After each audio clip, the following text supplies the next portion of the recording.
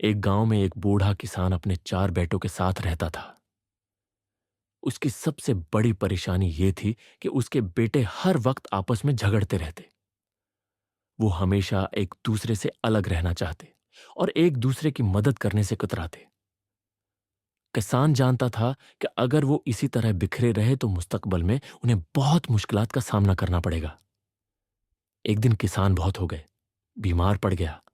اس نے محسوس کیا کہ اب وقت آ گیا ہے کہ وہ اپنے بیٹوں کو ایک اہم سبق سکھائے۔ اس نے اپنے بیٹوں کو بلایا اور ان کے سامنے لکڑیوں کا ایک گٹھا رکھا۔ تم میں سے کوئی اس گٹھے کو توڑ کر دکھائے، کسان نے کہا۔ بڑے بیٹے نے گٹھا اٹھایا اور پوری طاقت لگا کر توڑنے کی کوشش کی، لیکن کامیاب نہ ہوا۔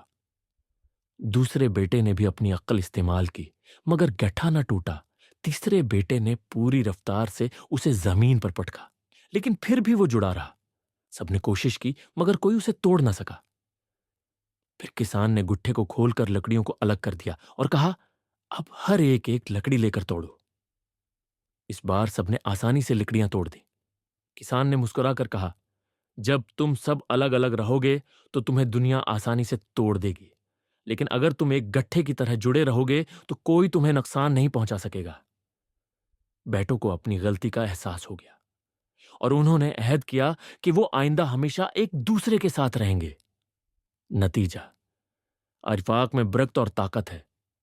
اگر ہم مل کر رہیں اور ایک دوسرے کی مدد کریں تو کوئی مشکل ہمیں ہرا نہیں سکتی۔